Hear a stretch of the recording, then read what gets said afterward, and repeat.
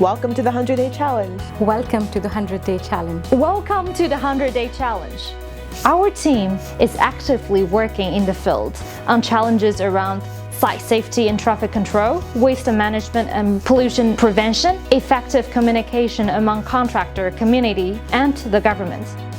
We gave an opportunity to all stakeholders involved in the road construction to understand each other, to gain empathy of each other, and get to know how different groups have been affected in different ways.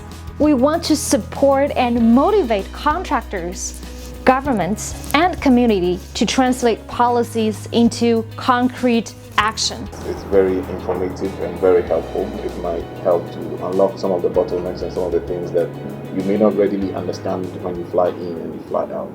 We have really a wonderful team, and what really impressed me is your commitment to this common cause, this belief that we will be able to bring some impact to the environmental social practices of road construction in Liberia.